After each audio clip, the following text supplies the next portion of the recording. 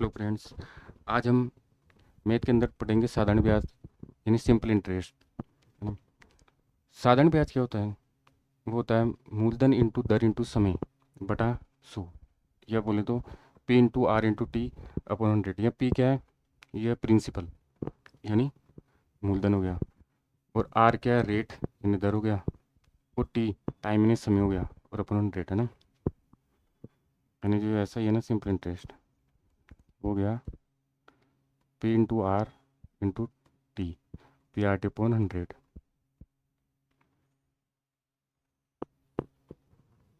मूलधन इंटू दर इंटू समय बटा 100 होता है ना। अब इसमें एक चीज़ ध्यान रखना, जो साधारण ब्याज होता है ये है ना, साधारण ब्याज होता है ना, ये एक तो साधारण ब्याज हमेशा मूलधन पर लगता है ना। जो प्रिंसिपल होता है ना, मूलधन, उस पर लगेगा एक तो ये। दूसरी बात, साधारण ब्याज की राशि हर वर्ष समान होगी, ठीक है। अब इसमें क्या होता है? मिश्रधन होता है, वो क्या होता है? यानी अमाउंट होगा ना, वो क्या होगा? मूलधन प्लस ब्याज, यानी कि प्रिंसिपल प्लस इंटरेस्ट। तो अमाउंट बराबर प्रिंसिपल प्लस इंटरेस्ट होगा ना, यानी मिश्रधन बराबर मूलधन प्लस ब्याज होगा। और ब्याज नहीं खाना तो क्या है? मिश्रधन माइनस मूलधन। यानी अमाउंट बराबर तो क्या हो गया? प्रिंसिपल प्लस इंटरेस्ट, और इंटरेस्ट ब्याज नहीं खाना तो क्या हो जाएगा? मिश्रधन माइनस मूलधन, यानी अमाउंट माइनस प्रिंसिपल, ठीक है। यहाँ पी क्या है? मूलधन है, यानी प्रारंभिक राशि होती है। और ये अमाउंट है, ये क्या? मिश्रधन, ये अंतिम राशि होती है। आर ब्याज की दर होती है ना। आई ये इंटरेस्ट हो गया, ब्याज हो गया। ऐसे ही सिंपल इंटरेस्ट हो गया। एक सी आई होता है, वो कंपाउंड इंटरेस्ट यानी चक्रवृद्धि ब्याज होता है, साधारण ब्याज होता है। और टी समय, ये वर्षों में होता है। इस समय माह में हो तो 12 से भाग देंगे, क्यों? क्योंकि एक वर्ष में क्या होते हैं? एक वर्ष में 12 माह होते हैं, ठीक है। और अगर समय दिन में हो तो 365, क्योंकि वर्ष में 365 दिन होते हैं, ठीक है। अब ये हो गया कि साधारण ब्याज की राशि हर वर्ष समान होती है, यानी प्रत्येक वर्ष समान रहेगी। और दूसरी बात, साधारण ब्याज होता है वो हमेशा मूलधन पर लगता है, क्योंकि चक्रवृद्धि ब्याज होता है ना, वो क्या होता है? वो प्रत्येक वर्ष के मिश्रधन पर लगेगा ना, ध्यान रखना। और ये साधारण ब्याज मूलधन होता है ना, और ये समान रहेगी ना। फॉर्मूला इसका बस मेन ये ध्यान रखना कि साधारण ब्याज क्या होता है? मूलधन इंटू दर इंटू समय बटा 100 होता है। और दूसरी बात ध्यान रखना कि जो मिश्रधन होगा वो क्या होगा? मूलधन प्लस ब्याज होगा, है ना। ये ध्यान रखना, ठीक है। यानी ये प्रिंसिपल प्लस इंटरेस्ट होगा, अमाउंट होगा जो, है ना। ये मिश्रधन होता है, मिश्रधन होगा, वो क्या होगा? मूलधन होगा, मूलधन प्लस ब्याज, इन दोनों के योग के बराबर होगा ना, मूलधन प्लस ब्याज। ये दो चीज़ें इसमें बहुत इंपॉर्टेंट है ना, साधारण ब्याज। अब इसमें अपन देखा अलग अलग क्वेश्चन के माध्यम से समझते हैं।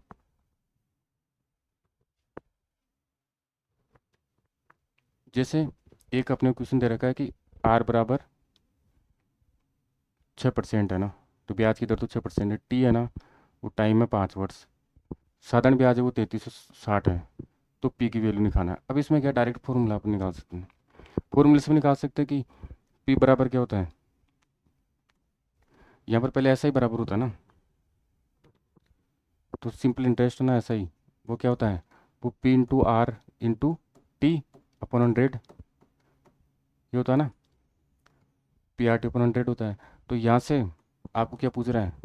पी चाहिए, तो पी बराबर क्या हो जाएगा? ऐसा ही सिंपल इंटरेस्ट इंटू 100 और आर इंटू टी अपॉन में आ जाएगा ना। तो ऐसे फॉर्मूले में वैल्यू रख के निकाल सकते हैं ना, ठीक है। या वैसे भी निकाल सकते हैं कि सिंपल इंटरेस्ट क्या? 6% की दर से 5 वर्ष का। इसका मतलब क्या हुआ कि ऐसा कितने का हुआ? ऐसे है ना, वैसे देखिए ब्याज वो कितना हुआ? वो 6% की दर से 5 वर्ष का हुआ, है ना।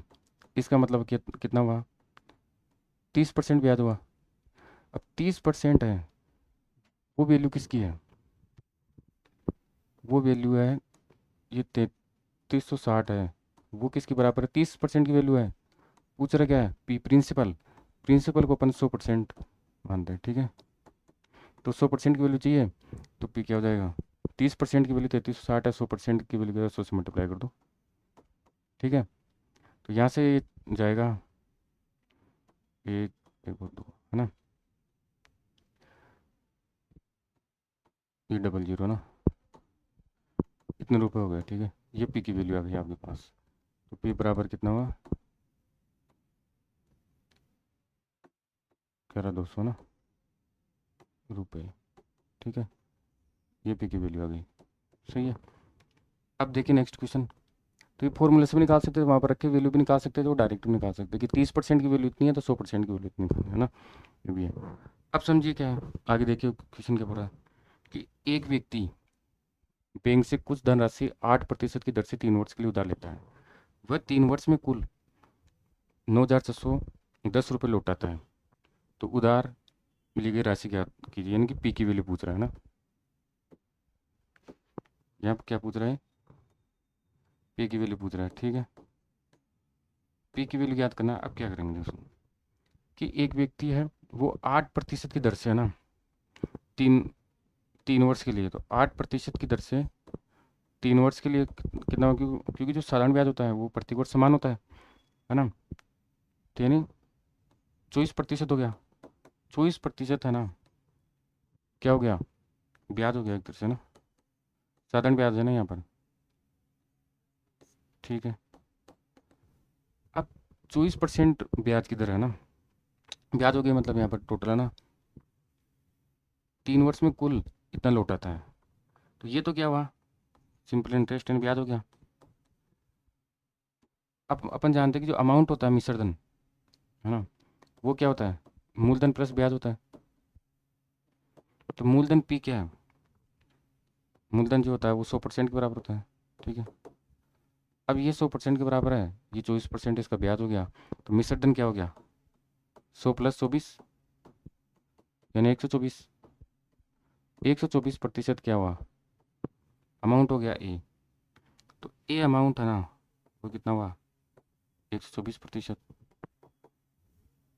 अब ये बोल रहा है कि 3 वर्ष में कुल 9,610 रुपये लौटाता है, यानी ये कितना है, ये मिश्रधन की वैल्यू है, यानी कि 9,610 है ना, वो वैल्यू किसकी है, 124% के बराबर है।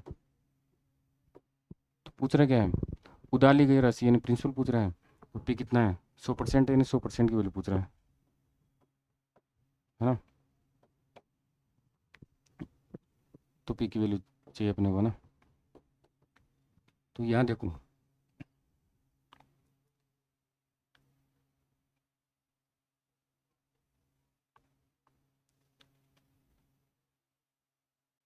यहाँ कितना है, 9,610 है ना, सही है। तो इसमें अपन देखेंगे, इसमें तो इसको अपन कैलकुलेट करो कितना आता है।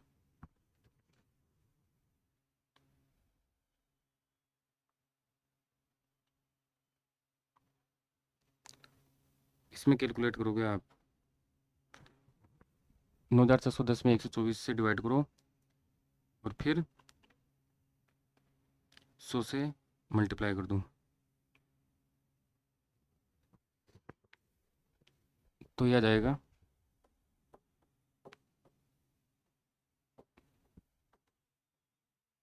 7,750, ठीक है। ये पी की वैल्यू आ गई है ना, ठीक है। अब देखते हैं नेक्स्ट क्वेश्चन, नेक्स्ट क्वेश्चन देखते हैं इसमें, इसके आगे। हम्म, अब इसमें क्या है, तो इसमें आप देखिए क्या है कि ये पूछ रहा है, क्वेश्चन आगे कर रहा है ये कि एक बैंक की उधार देने की ब्याज दर प्रथम 3 वर्ष में 12%, अगले 4 वर्ष में 8%, और उसके अगले 4 वर्ष में 4% है, ठीक है। तो ये बोल रहा है कि एक व्यक्ति 10 वर्ष में बैंक को कुल 82,800 रुपये अदा करता है, उसके द्वारा ली गई ऋण राशि ज्ञात कीजिए। अब ये 10 वर्ष के लिए कर रहा है, ठीक है, 10 वर्ष के लिए ब्याज ले है ना, उधार ले रहा है, ठीक है। अब इसमें ये बोल रहा है कि प्रथम 3 वर्ष तो वो, शुरू के 3 वर्ष है ना, 3 वर्ष तो वो 12% की दर से, 12%, ठीक है। और फिर अगले 4 वर्ष, फिर यहाँ जो 4 वर्ष हैं वो 8% की दर से, ठीक है।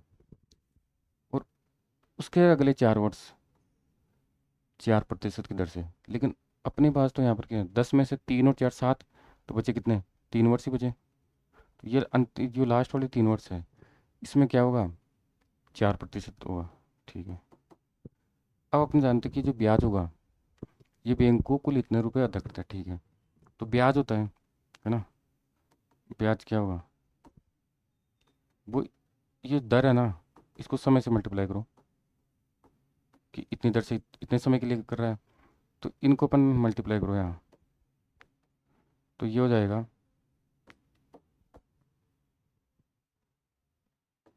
ये 36% हो गया ब्याज, है ना। यहाँ पर ये हो गया 32% हो गया, और यहाँ 12% हो गया ना, ये ब्याज है ना। तो इन तीनों का योग करो आप, तीनों को प्लस कर दो, कितने तो होते हैं, तो इन तीनों का योग आप करोगे 36 12 और ये 32 का ना, 36 32 12 का ना, तो ये हो गया,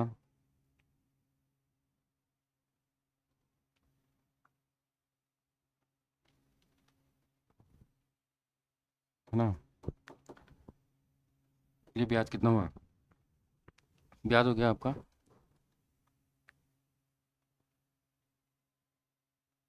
80% ब्याज हो गया।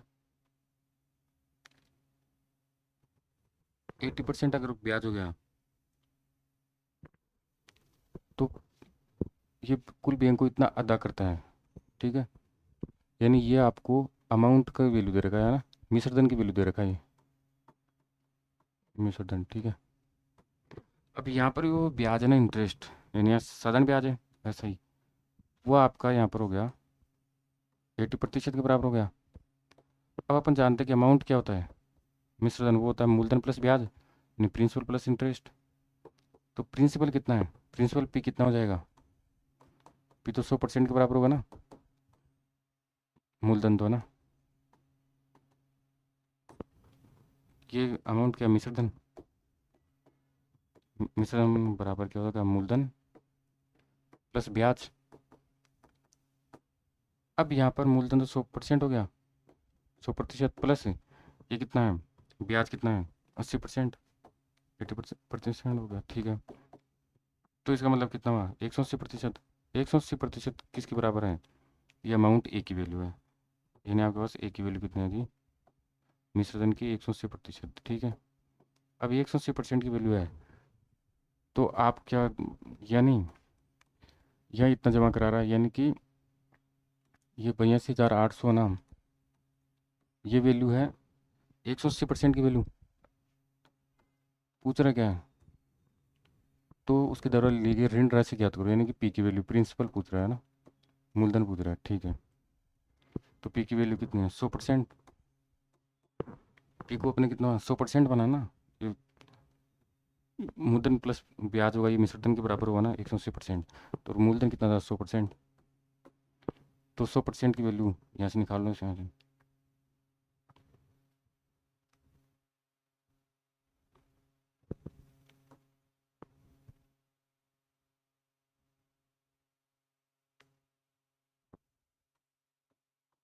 है ना।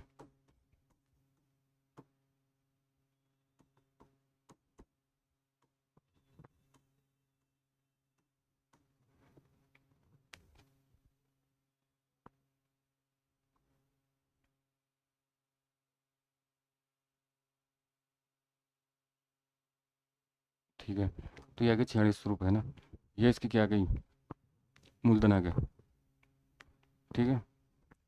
अब नेक्स्ट देखो कि एक व्यक्ति दो बैंक दो बैंकों से कुल 7,500 रुपये उधार लेता है, ठीक है। और 2 वर्ष के अंत में दो बैंक को कुल 8,400 रुपये लौटाता है, ठीक है। यदि पहले बैंक की ब्याज दर 4% है और दूसरे बैंक की ब्याज दर कितनी है, 10% है, ठीक है।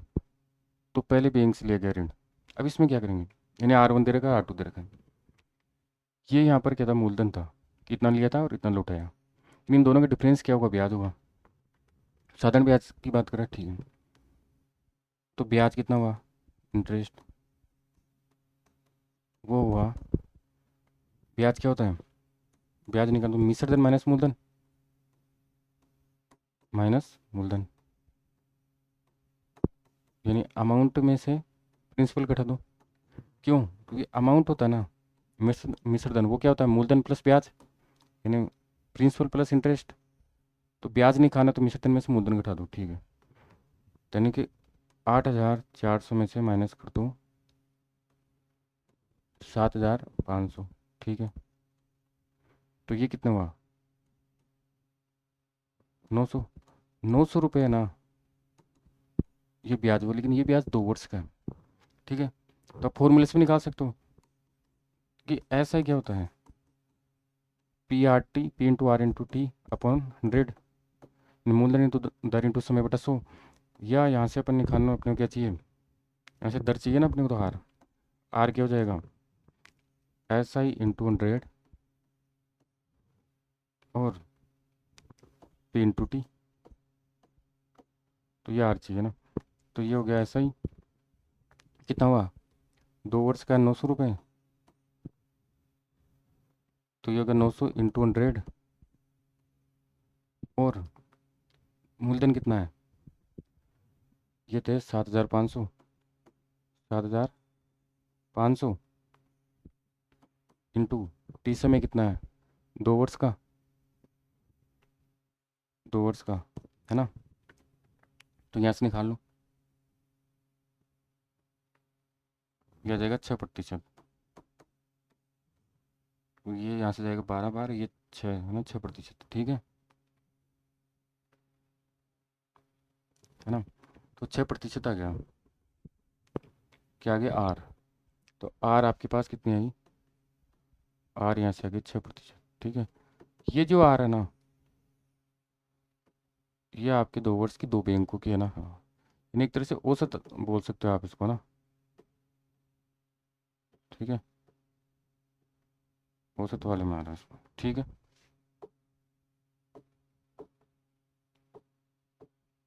6% आ गया ना आर, ठीक है। अब इसमें क्या देखो कि जो आपके पास ये थी ना, ये R1 R2 थी, है ना। आपके पास जो आर है ना औसत, वो तो है 6%, ठीक है। और R1 है ना, वो कितनी है? पहले बैंक से 4% की दर से। और R2 है ना, वो कितनी है? दूसरे बैंक से 10% है, ठीक है। इसका मतलब क्या हुआ? यहाँ से अपन ये निकाल सकते हैं, जो एलिगेशन मेथड होता है ना, वो निकालेंगे कि पहले थे 4%, ठीक है। फिर जो R2 है वो कितनी है? 10%, ठीक है। और औसत कितनी है? 6%। तो ये एलिगेशन मेथड लगा देंगे यहाँ। तो ये हो जाएगा, ये 4 4 अनुपात, और इधर कितना हो जाएगा? ये 2, 4 अनुपात 2, या इसको बोल सकते हैं अपन 2 अनुपात 1। तो ये 2 अनुपात 1 आ गया। यानी आपका जो P1 P2, क्या आपके पास क्या था? पहले बैंक से ले गया ऋण चाहिए, यानी कि P1 की वैल्यू चाहिए आपको, ऐसे बोल सकते हैं ना। यानी P1 P2 का रेशियो आपके पास है। क्या आपको बताएं कि P बराबर क्या है? P1 + P2, सही है। अब आपके पास P1 P2 का रेशियो कितना आ गया? ये है ना, ये क्या है? P1 अनुपात P2। ये आ गया आपका 2 अनुपात 1, ठीक है। तो यहाँ यानी अपन क्या कर सकते हैं, क्या आपको P1 की वैल्यू चाहिए ना, पहले बैंक से, ठीक है। तो कुल जो P है वो कितना है? बैंक से ना, कुल उधार इतना दिया, यानी कि 7,500 है। तो किसके बराबर है? तो कुल यानी 2 + 1 कितना? 3 के बराबर है। और चाहिए क्या? P1। तो P1 का रेशियो क्या है? 2 है। 2 से ये हो जाएगा, है ना।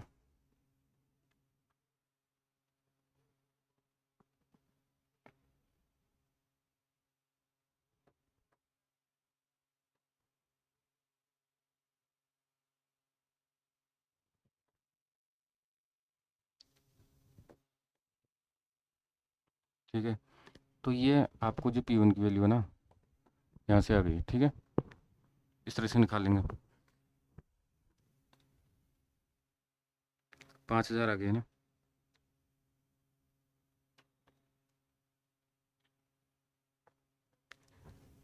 यहाँ से आप है ना, तो इस तरीके से है ना, ये ब्याज यहाँ से निकालिए, औसत इसकी दर आ गई। यहाँ से ये एलिगेशन मेथड से इनका रेशियो निकाल लिया, रेशियो कुल से डिवाइड किया, P1 का पूछ रहा तो P1 के रेशियो से मल्टीप्लाई किया ना। यहाँ पर नहीं है ना, ये ऐसा ही जो ब्याज यहाँ से फॉर्मूले से है ना, यहाँ से आर की वैल्यू अपन ब्याज की दर से भी निकाले, वैसे भी निकाल सकते थे कि ब्याज कितना था, 900 रुपये का ब्याज किस पर था, मूलधन कितना था इसका, 900, 7,500 कितना परसेंट था, ठीक है। तो वो निकालते अपन 900 से का कंपेयर करते 7,500 से, और मल्टीप्लाई बाई 100 करते, तो वो आता 12%। वो 12% आता किसका, वो आता 2 वर्ष का। अब 2 वर्ष का ब्याज इतना, तो 1 वर्ष का क्या 2 से डिवाइड करते, तो वो 6% वैसे निकालते हैं ना, डायरेक्ट भी निकाल सकते हैं ना, और यहाँ से फॉर्मूले से भी निकाल सकते हैं कि ऐसा क्या होता है, P/R/T/100 होता है, तो आर की वैल्यू ऐसे फॉर्मूले से निकालेंगे, ठीक है। तो इस तरीके से फिर P1 है ना, P1 P2 का रेशियो निकाल के P1 की वैल्यू निकालिए, ठीक है। अब आ रहा है कि एक व्यक्ति दो बैंकों से कुल 45,000 रुपये ऋण लेता है, ठीक है। समय अवधि है ना पूर्ण होने पर दोनों बैंकों से समान ब्याज देता है। यहाँ क्या ब्याज समान दे रहा है, ठीक है। ये मेन इंपॉर्टेंट लाइन है इसकी, कि समान ब्याज देता है। पहले दर 5%, वह समय अवधि 4 वर्ष हो। अच्छा, पहले है ना, जो दो बैंक ले रहा है, तो पहले बैंक से है ना, पहले बैंक की बात कर रहा है ना, पहले बैंक है ना, उस पहले बैंक से दर है ना, वो तो 5% है, उस समय कितना है, 4 वर्ष है, ठीक है। दूसरे बैंक की बात करें, वहाँ ब्याज दर कितनी है, 6% है ना, या एक तरह से R2 की आ गई। उस समय की जो अवधि है, समय अवधि वो क्या यानी T2 है ना, वो कितना है, 5 वर्ष है। दूसरे बैंक से लिया गया ऋण ज्ञात करो, ठीक है। यानी मूलधन पूछ रहा है किसी दूसरे बैंक से, यानी P2 की वैल्यू पूछ रहा है, ठीक है। P1 P2 मान लेंगे ना पहले उन्होंने, ठीक है। अब अपन क्या करेंगे इसमें, इसमें एक ये है कि बोल रहा है कि ब्याज की दर समान है, तो ब्याज किस पर होता है, मूलधन पर होता है। तो मूलधन का कितना परसेंट है, तो पहले वाला बैंक है, उसको P1 नाम दे देते हैं। यानी P1 का ना, वो तो क्या है, 5% की दर से, कितना परसेंट, वो 5 वर्ष की दर से 4 वर्ष का। यानी कि P1 का तो आप निकाल लो, 20%, वो इक्वल टू किसके बराबर हो जाएगा, जो P2 है ना उसका, दोनों की ब्याज समान है ना, तो P2 का 6% की दर से, 6% की दर से समय कितना है, P2 का निकालना ना यहाँ पर,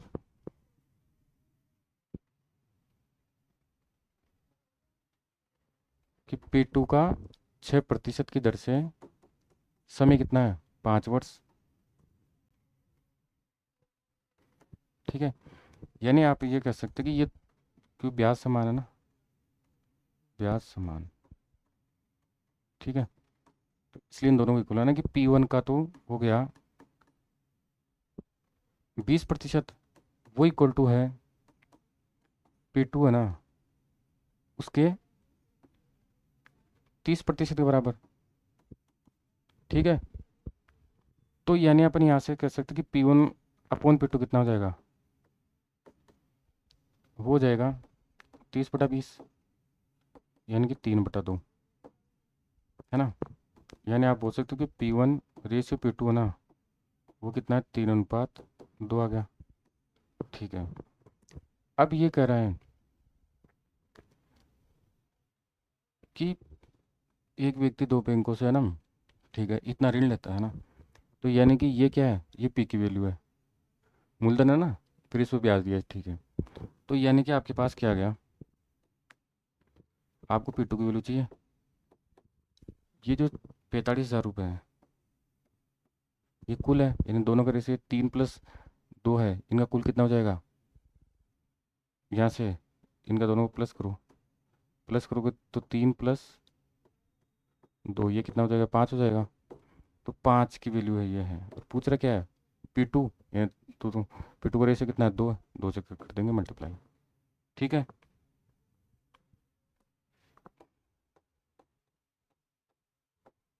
तो P2 की वैल्यू आ जाएगी है ना, 5 से डिवाइड करो 45 को,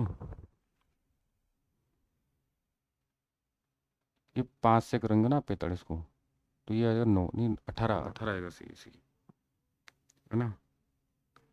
5 से अगर आप डिवाइड करोगे इसको, है ना, 5 से तो 3 से नहीं 5 से है, 5 से करोगे तो 18 आएगा इसमें ना। ठीक है,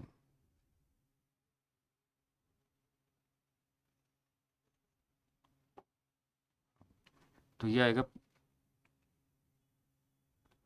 18,000 आ जाएगा ना।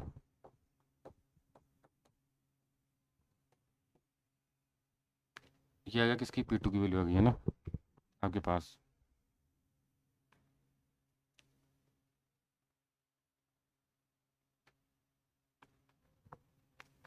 तो ये आ गया 9 पर गया और 9 का 18 ना, 18,000 आ गया।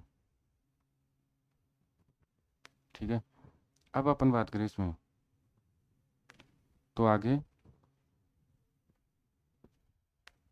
नेक्स्ट क्वेश्चन देखते हैं कि एक व्यक्ति एक स्कीम योजना में 12% की दर से कुछ धन निवेश करता है। ठीक है, 2 वर्ष बाद वहां से प्राप्त कुल धन को एक अन्य स्कीम में 10% की दर से 2 वर्ष के लिए निवेश करता है। यदि दूसरी स्कीम से प्राप्त लाभ पहली स्कीम से 32 रुपये अधिक है तो आरंभ में निवेश की गई राशि ज्ञात करो। तो आरंभ में जो स्टार्ट है ना वो पी की जो 100% करते हैं ना शुरुआत में, मान लो ना मूलधन है, उसकी वैल्यू पूछ रहा है आपको ना। ठीक है, अब इसमें देखिए, इसमें क्या बोल रहा है ये कि आपको ये क्वेश्चन में पूछ रहा है आपके पास कि एक व्यक्ति योजना में, ठीक है, 12% दर से कुछ धन निवेश करता है। ठीक है, 2 वर्ष बाद, यानी पहले पी था वो कितना 100% था। ठीक है, अब पहले जब है ना इसने ब्याज जो ऐसा ही था, साधारण ब्याज की बात कर रहे हैं। ठीक है, चक्रवृद्धि स्पेशल दिया होगा चक्रवृद्धि ब्याज। ठीक है, तो अब आपके पास है ना 12% की दर से 2 वर्ष का ब्याज कितना होगा, 24%। यानी कि पहली स्कीम में इसको ब्याज कितना मिल गया, ब्याज है ना वो कितना हुआ, 24% हो गया। ठीक है, तो अमाउंट कितना हो गया, अमाउंट होता है पी पी प्लस, यानी प्रिंसिपल प्लस प्लस इंटरेस्ट, मिश्रधन बराबर क्या होता है, मूलधन प्लस ब्याज। तो मूलधन 100 है और ब्याज कितना मिला, यहाँ से 24% हुआ, तो ये कितना हुआ, 124%। 124% है ना, ये आपके पास आ गया पहली योजना से मिश्रधन। ठीक है, ये पहली योजना से आया, ये पहली योजना ना उससे आ गया। ठीक है, फिर यहाँ से है ना प्राप्त की कुल धन है ना कोई एक अन्य स्कीम में, अन्य यानी दूसरी स्कीम बोल दो है ना, हाँ, दूसरी योजना है, उसमें क्या किया इसने, उसमें है ना यहाँ से जो प्राप्त धन है ना, यानी कि 124% है ना, इस 124% है ना इसको 10% की दर से। ठीक है, तो 124% को 10% की दर से 2 वर्ष के लिए। अब 124% है ना, यहाँ से अपन ब्याज की बात करें, तो 124% का 10% की बात करें तो ये हो जाएगा 12.4। ठीक है, और ये 2 वर्ष के लिए तो यह हो गया 24.8, 24.8 ब्याज हो जाएगा। ठीक है, प्रतिशत, ये दूसरी स्कीम से ब्याज, तो ब्याज होगा वही लाभ है। तो ये बोल रहा है यदि दूसरी स्कीम से प्राप्त लाभ पहली स्कीम से 32 रुपये अधिक है तो आरंभ में निवेश करें। ठीक है, यानी यहाँ पर इसको है ना, यहाँ जो ब्याज हुआ वो प्राप्त हुआ, यहाँ से ब्याज हुआ 24%। ठीक है, और यहाँ जो ब्याज हुआ दूसरी स्कीम से, वो ब्याज कितना हुआ दूसरी स्कीम वाले से, वो ब्याज, जो ब्याज होगा वही लाभ होगा, वो है 24 पॉइंट, यहाँ जो ब्याज है वो कितना हुआ 24.8%, है ना।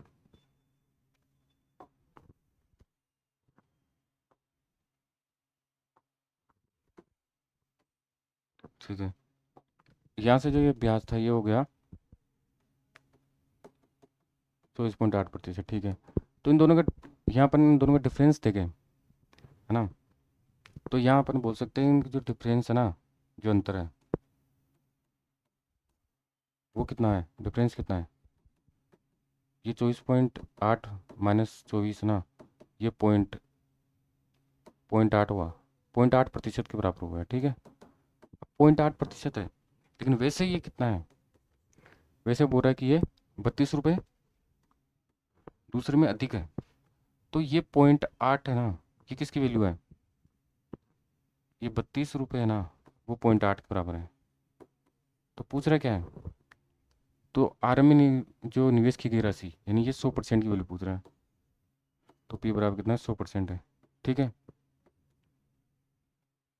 तो ये कितना आ जाएगा,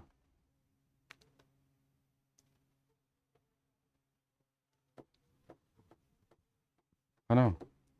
तो यहाँ से आपको पी 100% की वैल्यू पूछ रहा है, तो 32 की वैल्यू है वो 0.8 के बराबर है, 100% की 4000 के बराबर होगी। ठीक है, अब अपन बात करते हैं नेक्स्ट क्वेश्चन। नेक्स्ट क्वेश्चन क्या है, नेक्स्ट क्वेश्चन है कि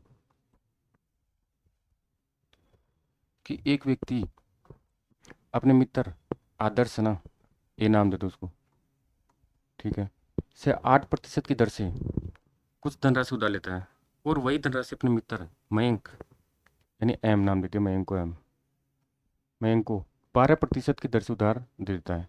यदि इस व्यक्ति को 4 वर्षों में कुल 2820 रुपये का लाभ हुआ तो आदर्श से उधार ली गई राशि। अब इसमें क्या है कि इसको जो लाभ हुआ, लाभ हुआ वो कितना हुआ, लाभ वो ब्याज का भी तो लाभ होगा, कि ये कितना हुआ ना, लाभ की बात कर रहे हैं। अब समझो, देखो लाभ हुआ ना, वो वैसे लाभ तो हो गया इसको, ये है ना, हाँ 2820 रुपये का, ठीक है। अब वो देखते हैं प्रतिशत में कितना है, ठीक है। अब ये बोल रहा है कि जो ये पहले ये व्यक्ति, जैसे मान लो ये व्यक्ति है, ये व्यक्ति आदर्श से है ना, आदर्श, उसको ए नाम दे दिया, आदर्श से ले रहा पहले, ठीक है खुद, फिर क्या कर रहा है, ये 8% की दर से ले रहा है आदर्श से, ठीक है, और फिर अपने मित्र मयंक है ना, मयंक एम नाम देते, ठीक है, उसको है ना, ये मयंक को 12% की दर से इसको उधार दे रहा है। तो इसको जो लाभ हुआ ना, वो इन दोनों का डिफरेंस तो लाभ हुआ, तो लाभ कितना का हुआ इसको, लाभ है ना वो हुआ इसको 4% का लाभ हुआ, ठीक है। अब 4% का लाभ हुआ, लेकिन वो क्या बोल रहा है, 4 वर्षों में, तो 4 वर्षों का प्रत्येक वर्ष 4% का हुआ, तो वैसे कितना हुआ 4 वर्ष का, 16% हो गया। तो 16% का लाभ हुआ एक तरीके से। इसका मतलब क्या हुआ कि जो 2820 है ना, वो वैल्यू कितनी है, 16 के बराबर है, ठीक है। पर पूछ रहे क्या है, आदर्श से यानी प्रारंभ में जो लाभ लिए ना, जो उधार लिए ना, उधार ली गई राशि याद करो, है ना, पी की वैल्यू पूछ रहा है ना। आदर्श से उधार है, उसको पी नाम दे दिया ना, ठीक है। पी तो वो क्या है, वो 100% के बराबर है, तो उसकी वैल्यू पूछ रहा है, ठीक है। तो 100% की वैल्यू पूछ रहा है, तो यहाँ से निकालो 100% की वैल्यू क्या है,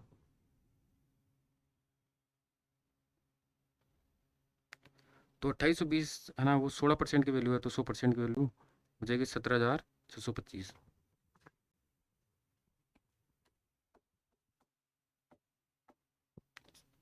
ये हो गई 17,625, ठीक है।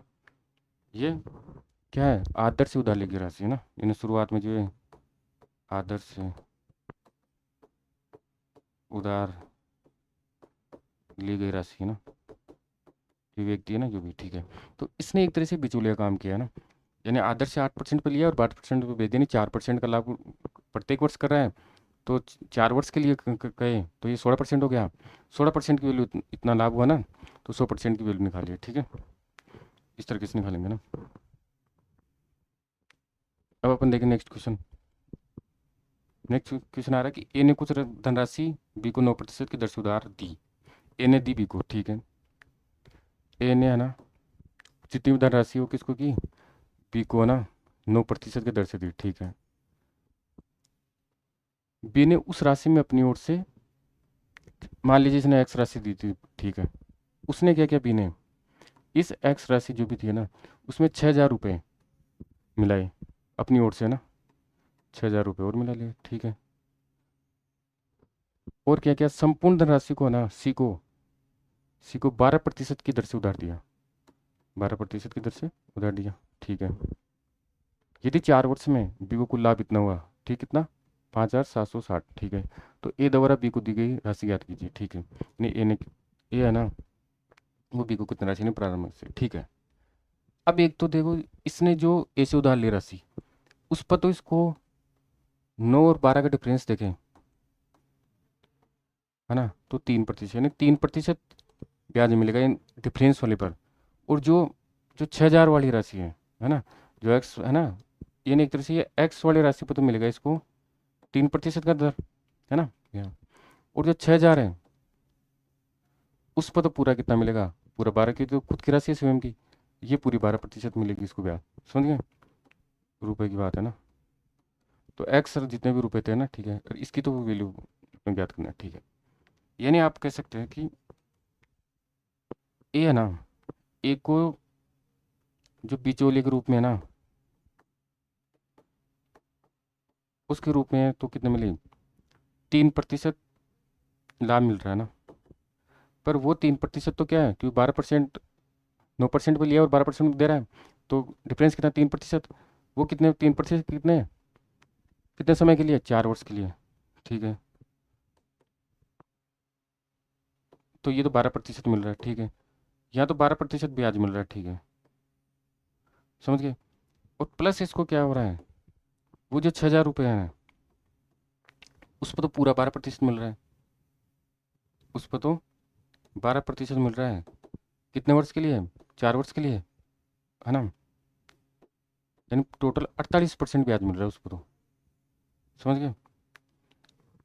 तो उस पर तो टोटल, क्योंकि ये 12% है ना, ये खुद के थे 6,000 रुपये, तो पूरे 12% मिल रहे हैं, और वो भी कितने वर्ष के लिए, 4 के लिए। तो 48% ब्याज हो गया, नहीं वो तो 6,000 का ना, इसका 48% ये हो गया, इसको लाभ मिल गया, ठीक है ना। कुल लाभ हुआ ना, ये दोनों का, ये कुल लाभ है, कुल लाभ है ना, इन दोनों का योग है, ठीक है। कुल लाभ कितना है, कुल लाभ इसको मिला है 5,760 रुपये का, ठीक है। ये लाभ मिला, ठीक है। ये इन दोनों का योग है, 6,000 का, आप यहाँ 6,000 का निकालो, 48%, 48/100, तो ये निकालो कितना हुआ। तो ये आपको 6,000 का आप निकालोगे, 48% है ना, तो ये आपके पास आ गया,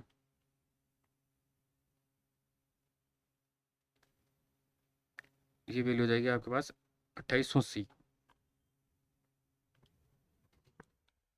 2880 है ना, 2880, ठीक है, 2,880, ठीक है। तो दो, ये दोनों का योग था 5,760, ठीक है। अब इसका मतलब क्या हुआ, ये यहाँ वाले है ना, इन दोनों को प्लस हुआ ना, ये 12%, यानी अपन यहाँ से कह सकते हैं कि 12% तो ये, और प्लस ये तो, क्यों यहाँ से 3% ही मिल रहा है ना इसको, 3%, 4 वर्ष के लिए, तो ये क्या 12%, ठीक है। ये तो 12% हो गया, और प्लस ये 2880, इन दोनों का योग कितना है, 5,760, यानी कि यहाँ से 12% की वैल्यू क्या हो जाएगी, 12% की वैल्यू है वो कितनी हो जाएगी, 5,760 में से माइनस करो कितने, 2880, 2880, ठीक है। ये 12% की वैल्यू, इन दोनों का डिफरेंस निकालो, यानी 12% की वैल्यू आ गई, इन दोनों का डिफरेंस निकालो कितना है। तो पूछ रहा है क्या है, अच्छा, शुरुआत की वैल्यू पूछ रहा है, ठीक है। तो ये 5760 में है ना,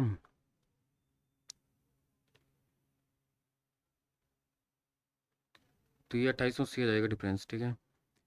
तो 12% की वैल्यू ये आ जाएगी, तो 100% की वैल्यू कितनी आ जाएगी,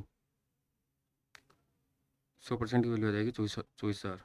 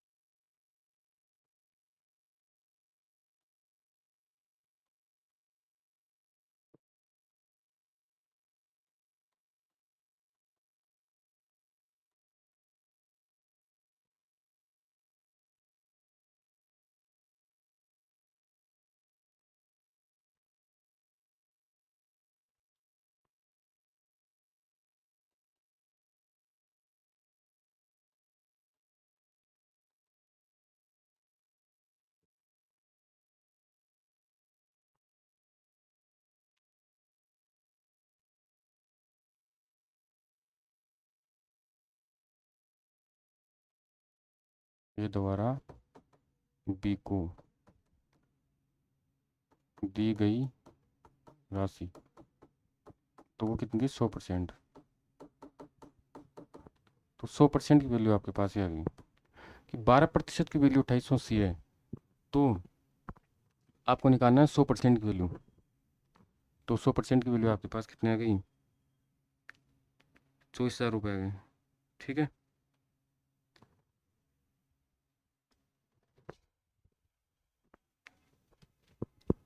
अब देखिए आगे आपके पास आगे आ रहा है कि कुछ धनराशि 2 वर्ष में, नहीं साधारण ब्याज की बात कर रहे हैं, ठीक है, कि कुछ धनराशि 2 वर्ष में 7,200 रुपये, वो 5 वर्ष में 9,000 रुपये हो जाती है, तो मूलधन वो उतर गया। तो ये साधारण ब्याज, देखो साधारण ब्याज होता है ना, सिंपल इंटरेस्ट में प्रत्येक वर्ष का ब्याज क्या होता है, समान होता है, समान होता है। ठीक है। और जो मिश्र धन होता है ना, मिश्र धन हो तो वो क्या होता है, वो मूलधन प्लस ब्याज होता है। ठीक है। यानी कि अमाउंट क्या होता है, प्रिंसिपल प्लस इंटरेस्ट होता है। ठीक है। अब इसमें ध्यान रखना कि प्रत्येक वर्ष का समान हो रहा है। अभी ये बात करें 2 वर्ष के लिए, एक तो 2 वर्ष की बात करें और एक 5 वर्ष की बात करें। ठीक है। इनका जो मिश्र धन होगा, है ना, तो इन दोनों का जो मिश्र धन की बात करें तो 2 वर्ष, ये कह रहा है कि कुछ धनराशि 2 वर्ष में 7,500 रुपये और 5 वर्ष में 9,000 रुपये हो जाती है, हो जाती है, इसका मतलब मिश्र धन की बात कर रहे हैं।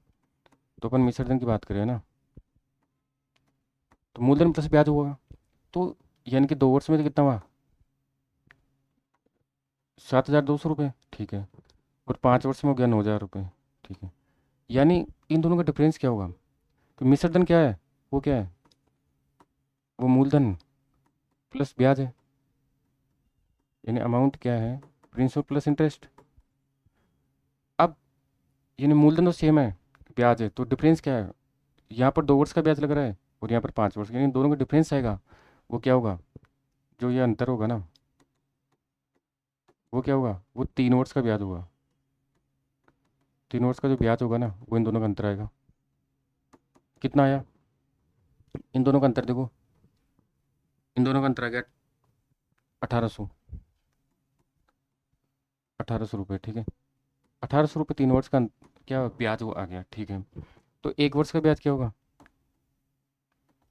1 वर्ष का ब्याज, 1 वर्ष का ब्याज की बात करें तो 1,800 में, है ना, 3 से डिवाइड करो,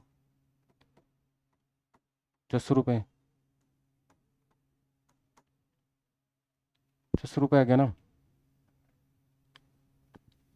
तो 600 रुपये 1 वर्ष का ब्याज है। ठीक है। तो अपन क्या करें, मूलधन चाहिए,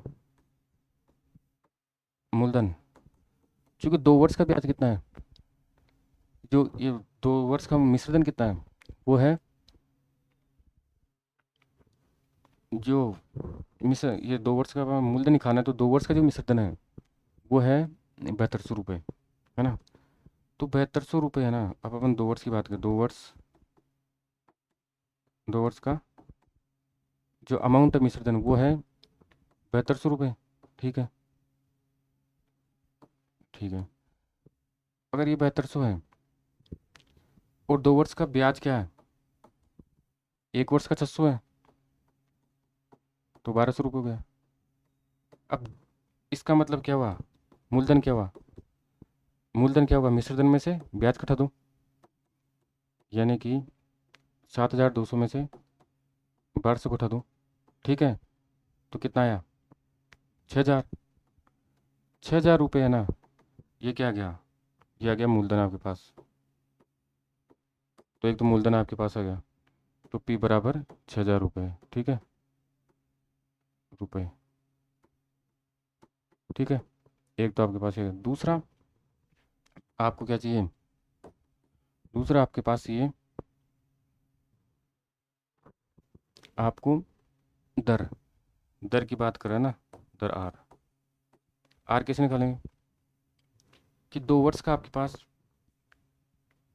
फॉर्मूले से भी निकाल सकते हैं, वैसे भी निकाल सकते हैं कि दर क्या है, काम वर्ष की वजह से कि इसको है ना 1 वर्ष का ब्याज 600 रुपये मिल रहा है ना, कि 600 है और मूलधन कितना है 6000। 600 का 6000 ये है, 600 6000 का कितना परसेंट हुआ, मल्टीप्लाई 100। ठीक है, दर की वैल्यू निकालना है। ठीक है, तो 600 को 6000 से, 600 है वो 6000 का कितना परसेंट है, 10%। तो दर है ना आर, वो कितनी, वो 10% आ गई। ठीक है, तो यह आ गया मूलधन और यह क्या आ गई, दर आ गई। ठीक है, अब आप देखो नेक्स्ट क्वेश्चन कि किस्त वाले क्वेश्चन क्या है, इंस्टॉलमेंट वाले। इसमें एक चीज़ बेसिक ध्यान रखना, जो किस्त होते हैं ना इनका अपन कुल करेंगे ना, तो वो प्रिंसिपल जो होता है ना मूलधन उससे तो ज़्यादा होगी, और जो वैसे नॉर्मल अपन ब्याज, ब्याज पर है ना अपन देते हैं ना, तो उससे जो मूलधन प्लस ब्याज करके जो मिश्रधन आता है, उस ब्याज जो मिश्रधन है उससे कमाएगी। ठीक है, तो नॉर्मल अपन कैलकुलेट करते हैं जो मिश्रधन उससे तो कमाएगी, और मूलधन से ज़्यादा आएगी। कुछ किस्तों में क्या होगा, थोड़ा फायदा मिल जाएगा, क्योंकि अपन बीच बीच में किस्तों में अपन पेमेंट कर रहे हैं, एक साथ बाद में नहीं कर रहे हैं ना, इसलिए तो मूलधन से तो ज़्यादा है, क्योंकि कुछ ना कुछ ब्याज अपन चुका रहे हैं, और वैसे जो नॉर्मल ब्याज चुका के अपन मिश्रधन आता है उससे थोड़ी कमाएगी। ठीक है, और इसमें प्रत्येक किस्त है ना अपने उसको 100% मान लेते हैं, ध्यान रखना ना। तो इसमें देखिए क्या करेंगे, इसमें आपके पास पूछ रहा है, अब इसमें एक और ध्यान रखना है, एक और कि जैसे कोई मान लीजिए 3 वर्ष के लिए आपने किस्त चुकाई। ठीक है, तो ये जो है ना, इस पर तो आपने 3 किस्तें चुकाई मान लो, 3 समान किस्त, तो इस किस्त पर है ना, इस पर तो आपको 2 वर्ष का ब्याज मिलेगा। ठीक है, इस पर आपको 1 वर्ष का ब्याज मिलेगा, और ये तो सेम किस्त हो गई, यहाँ पर यहाँ जीरो, 0 वर्ष का ब्याज हो गया, एक तरह से है ना, जीरो हो गया। ठीक है, ये ध्यान रखना, क्योंकि तो लास्ट में जब चुकाना था उसी समय लगा, तो इस पर ब्याज नहीं हुआ, वो तो जो 3 किस्त है इस पर 2 वर्ष का, इस पर ऐसे 5 का हो तो उस पर क्या हो जाएगा, जैसे मान लो 5 है। ठीक है, तो ये तो सेम टाइम ही हो गई, ये 1 वर्ष का हो गया, ये 2 वर्ष का हुआ, यहाँ से 3 वर्ष का हुआ, और ये 4 वर्ष का। अगर 5 समान किस्त चुकाए तो है ना, ये 3 समान किस्त है, 3 किस्तों की बात कर रहा है, ये 5 किस्तों की बात कर रहा है ना, तो ये ध्यान रखना बस। और प्रत्येक किस्त है, प्रत्येक जो किस्त होती है ना वो अपन 100% के बराबर मान लेंगे कि 100% की किस्त है, ध्यान रखना। ठीक है, ये ध्यान रखना। अब इसमें क्या है, तो ये बोल रहा है कि इतनी देय धन राशि की इतना देना है ना। ठीक है, ये 3 समान किस्त वार्षिक किस्तों में लौटाना है। ठीक है, यदि ब्याज की दर कितनी है, 10% तो प्रत्येक किस्त की राशि। अब प्रत्येक किस्त है, प्रत्येक किस्त, प्रत्येक किस्त को अपन मान लिए 100%। ठीक है, अब क्या होता है कि आपके पास 100% है, 100 है ना, उसमें आप है ना, ये देखते हैं मूलधन टाइप होता है ना, उसमें ये दर कितना है। ठीक है, दर इंटू समय, तो कितना, ये किस दर से कितने समय के लिए हो रहा है, इन दोनों को मल्टीप्लाई करके है ना, दर को समय से मल्टीप्लाई की इतना हो गया टोटल है ना, उसको फिर 100% में जोड़ दो कि 100 का इतना परसेंट हुआ, वो फिर उसके मिश्रधन के बराबर हो जाएगा। ठीक है, ये होता है। तो अब यहाँ पर अपन क्या करेंगे, देखो यहाँ पर पहली किस्त, ये 3 समान किस्त की बात कर रहा है। ठीक है, 3 समान है तो पहली 100, दूसरी 100 और फिर तीसरी 100। ठीक है, 3 किस्त है। अब इसमें क्या होगा, 100 में किस दर से कितने समय के लिए, 10% का दर है। ठीक है, ये हो गया 10%। ठीक है, ये भी 10। ठीक है, तीनों समान है 10%। अब इसमें क्या है, 3 किस्तें हैं, तो 3 वाले में बताया कि इस पर 2 वर्ष का मिलेगा, इस पर 1 वर्ष का, और वो फिर समान 0 वर्ष का होगा, जीरो हो जाएगा उसमें। ठीक है, तो यहाँ तो दो, 2 का हो गया, 2 वर्ष हो गया, यहाँ 1 को कह रहे हैं 0। ठीक है, तो ये कितना हुआ, ये हो गया 100 + 20 हो गया, 120 हो गया। ये 100 + 10, 110 हो गया, है ना। और ये कितना हुआ, ये 0 से मल्टीप्लाई करेंगे, 100 + 0 यानी 100 हो गया। ठीक है, अब यहाँ की बात करें अपन, तो ये आ गया, ये हो गया 330। ठीक है, यानी एक तरह से ये 300 कुल किस्त के बराबर हो गया, और ये हो गया 20 + 10 यानी 30, इसका वो ब्याज हो गया एक तरीके से 330। ये है ना, ये 330, ये क्या है, ये देय राशि है कि जितने रुपए अपने को यहाँ पर बोल रहा है ना, 16,600, ये 16,500 रुपये की कुल देय धनराशि है। ठीक है, यानी एक तरीके से आपके पास क्या गया, ये 16,500 है ना, वो किसके बराबर है, 330 के बराबर है। ठीक है, तो पूरा प्रत्येक किस्त की राशि बताओ, प्रत्येक किस्त की कितने की थी, अपने 100% के बराबर माने ना। ठीक है, तो 100% की वैल्यू पूछ रहा है। ठीक है, तो 100 से मल्टीप्लाई कर दो। ठीक है ना,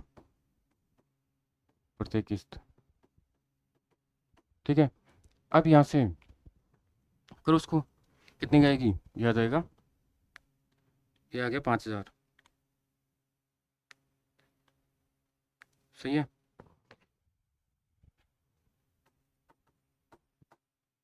5,000 रुपये। ठीक है, ये आ गया आपके पास।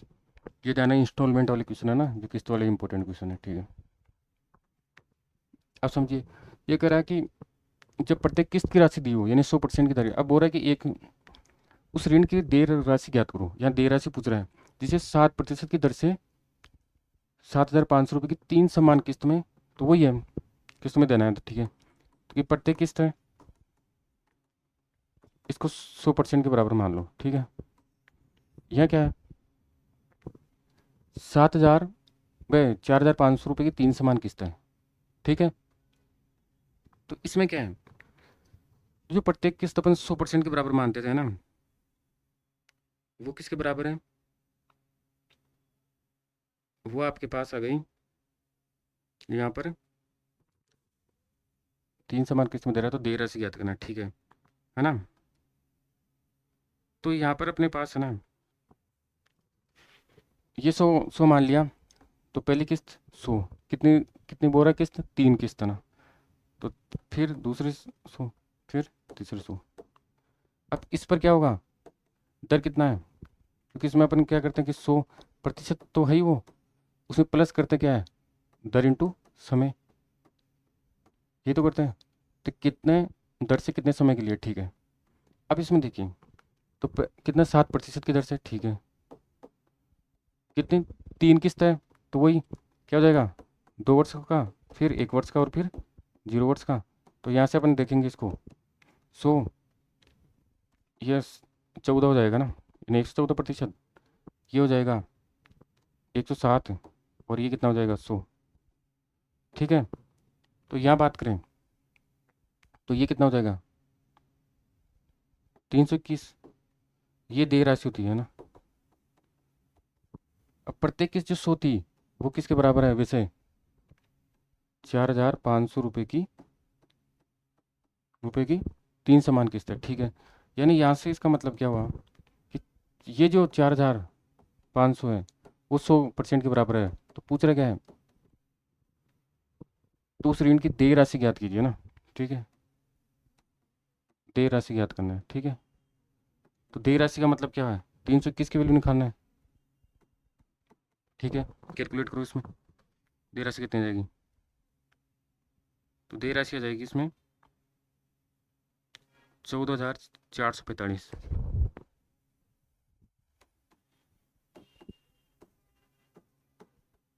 ठीक है, 14,445 रुपये क्या क्या जाएगी इसकी देय राशि की। 100% की वैल्यू इतनी है तो 321 की कैलकुलेट करेंगे। ठीक है, अब बोल रहा है कि जब कुल राशि वो प्रत्येक किसी के दर पूछ रहा है, देकर है दर पूछ रहा है ना, आर की वैल्यू है ना, रेट कितना किस प्रतिशत की दर चलेगा। ठीक है, इसमें क्या है, वही अपन जानते हैं कि उसे नॉर्मल अब क्या करते हैं 100 है, इसमें प्लस करते हैं दर इंटू समय,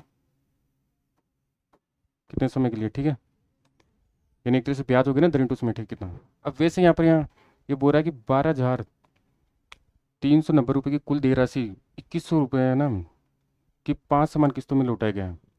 तो क्या है, अब इसमें क्या है कि 2,100 रुपये की 5 किस्त है। ठीक है, ये 2,100 की 5 किस्त हो गई। ठीक है, अब इसमें यह है ना, ठीक है, आर का अपने को पता नहीं है कि आर है ना,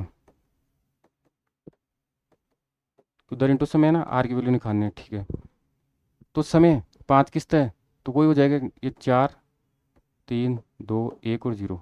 ठीक है, अब यहाँ से अपने को ये कैलकुलेट करके इसमें पूछ रहा है। ठीक है, और आपको कुल दे राशि यानी यहाँ से ये हो गई 2,100। देखो इसमें आ जाएगा ये 2,100 प्लस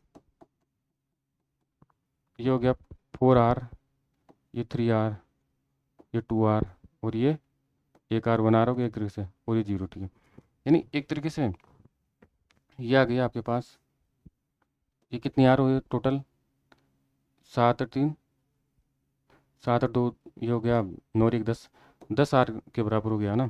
और 2,100 को अपन बात करेंगे, इसको 5 से करेंगे, ये आ जाएगा 10,500,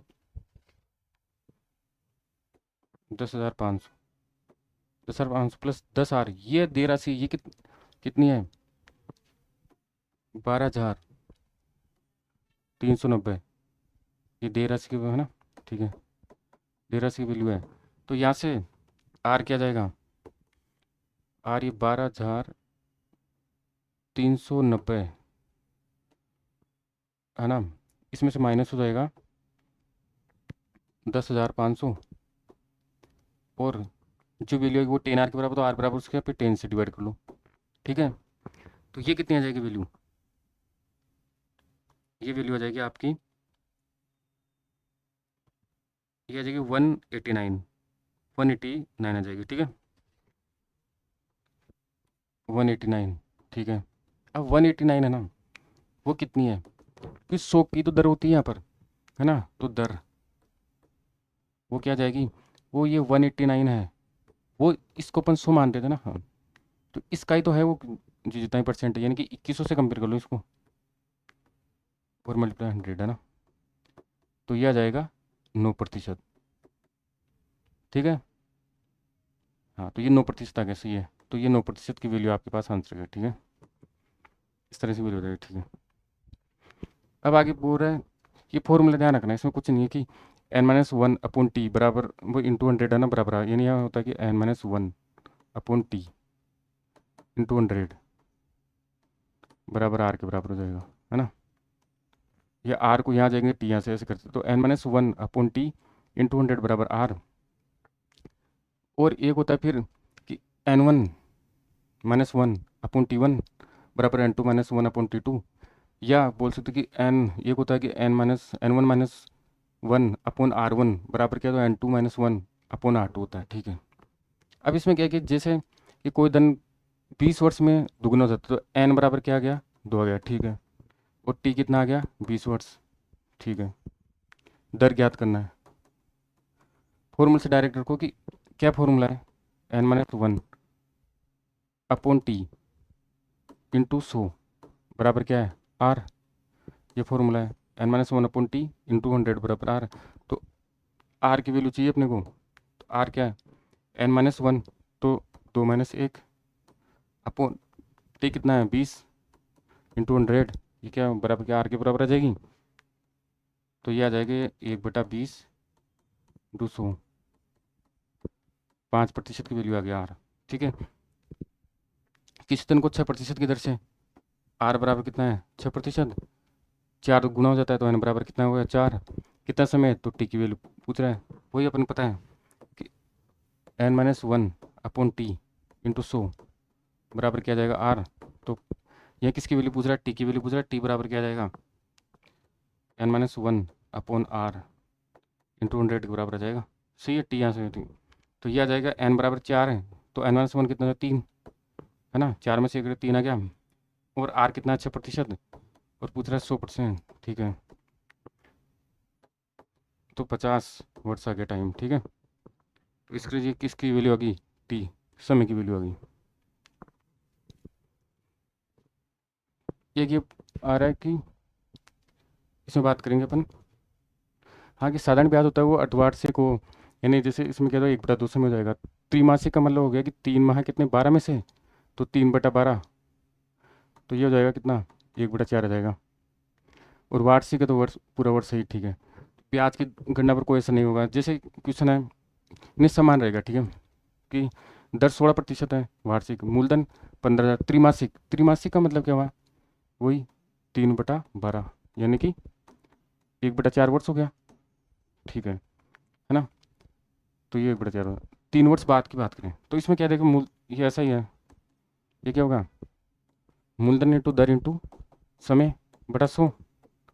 अब यहाँ क्या करें, मूलधन तो कितना है 15,000। ठीक है, अब दर कितनी है, दर 16%। ठीक है, 16% दर इंटू समय, समय अब इसमें क्या होगा और अपन 100, है ना, समय अपने पास 3 वर्ष दे रखा है, तो इसमें क्या हुआ त्रिमासिक है ना, 3/4। तो इसमें क्या करेंगे कि त्रिमासिक रूप से कर रहा है ना, तो दर है ना, इसमें क्या करेंगे जो कि दर है 1/4 है ना, तो इसका मतलब दर को तो अपन क्या करेंगे 4 से डिवाइड करेंगे, उस समय को इसमें क्या हो जाएगा 4 से मल्टीप्लाई हो जाएगा। तो बात है कि नहीं ये 4 से इस 4 से ये 4 कैंसिल हो जाएगा, तो वो वैल्यू तो जो नॉर्मल अपन करते हैं उसके बराबर ही आएगी ना। तो इसका मतलब इस पर कोई प्रभाव नहीं पड़ा, है ना। तो ये कितना आ गया 7,200 के बराबर आ जाएगा, 200 रुपये। ठीक है, अब ये बोल रहा है नेक्स्ट क्वेश्चन कि 10 रुपये के ऋण को 1 रुपये की 11 समान मासिक किस्तों में लौटाया गया तो दर ज्ञात करो। तो इसमें देखो योग का फॉर्मूला है n ब्रैकेट n+1/2, और ऐसा क्या होता है मूलधन इंटू दर इंटू समय अपन 100। ठीक, अब इसमें क्या है 10 रुपये किस्त तो 11 में चुका है, तो पहले टाइम 10 रुपये ब्याज लगा, फिर 9 पर चला, फिर 8 पर, फिर 7 पर, फिर 6 पर, फिर 5 पर, फिर 4 पर, फिर 2 पर, फिर 1 पर, फिर 0, है ना। अब एक तरह से ये टोटल अपन इनका कुल देखें कि कुल कितना हुआ इनका, तो इनका जो कुल है ना, यानी 1 से 10 का कुल है, तो 1 से 10 का कुल डायरेक्ट फॉर्मूला होता है ना n ब्रैकेट n+1/2, है ना, शुरुआत से 1 से 10 का योग। तो इसमें अपन करेंगे तो 10, 10 को मल्टीप्लाई किसी n+1, n तो 10 हो गया, n बराबर कितना हो गया 10, तो इसमें योग है ना वो कितना हो जाएगा 10 को 11 से मल्टीप्लाई करो, 2 से डिवाइड करो, तो 55 आ जाएगा। 55 है ना, ये हो जाएगा अपने पास मूलधन। 55 पर ब्याज कितना दे रहा है 10 रुपये के, 1 रुपये 10 रुपये है ना ऋण, उसका 1 रुपये 11 समान, यानी टोटल 11 रुपये दिया, यानी इसने 10 रुपये का था उसको 11 सम्मान 1 रुपये के, यानी 11 रुपये दिए, यानी ब्याज कितना दिया 1, ये 1 रुपये कितना हुआ ब्याज हुआ। ठीक है, तो 1 का ब्याज दिया। ठीक है, यानी आपके पास ये ऐसा ही है ना, वो तो क्या आ गया 1 आ गया। ठीक है, अब इसमें समझो आप, तो ब्याज आपके पास क्या गया 1 आ गया। ठीक है, तो अब ब्याज की फॉर्मूला आपको पता है ऐसे ही बराबर क्या होता है, ये रहा P/R/T, है ना, P/R/T अपॉन 100। अब यहाँ से पूछ रहे क्या है दर R, R बराबर क्या हो जाएगा ऐसा ही ब्याज इंटू 100 अपॉन P/T। P कितना है अपने पास योग 55 आ गया, 55, है ना, इसको 100 से मल्टीप्लाई करो, और ठीक है, नहीं ब्याज तो 1 है ना। ठीक है, ब्याज ऐसे यहाँ पर ब्याज है ना ये रहा। ठीक है, ये तो 1 आया ना, 10 पर 1 है ना क्या। ठीक है, तो 1 का ब्याज दिया, 100 से मल्टीप्लाई किया, और मूलधन ये योग आ गया P 55, ठीक है। और टाइम टाइम इसमें ध्यान रखना है क्या है, मासिक किस्त दे रहा है ना प्रत्येक, मतलब तो 1 महीने का करेंगे, वर्ष में निकलेंगे तो 1/12 हो जाएगा, ठीक है। अब इसको कैलकुलेट करूँ,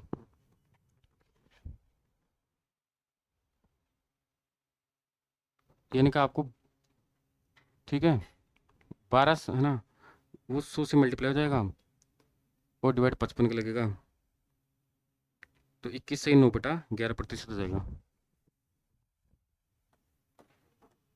9/11% आ गई। तो ये आपके पास किसकी वैल्यू आ गई, आर, दर की वैल्यू आ गई, ठीक है। तो इस तरीके से अपन इसमें साधारण ब्याज, है ना, ये कंप्लीट हो गया टॉपिक अपना, ठीक है। तो ये साधारण ब्याज का टॉपिक हो गया कंप्लीट। फिर अपन इसमें आगे चक्रवृद्धि ब्याज का ना वो टॉपिक डिस्कस करेंगे। थैंक यू ना, धन्यवाद।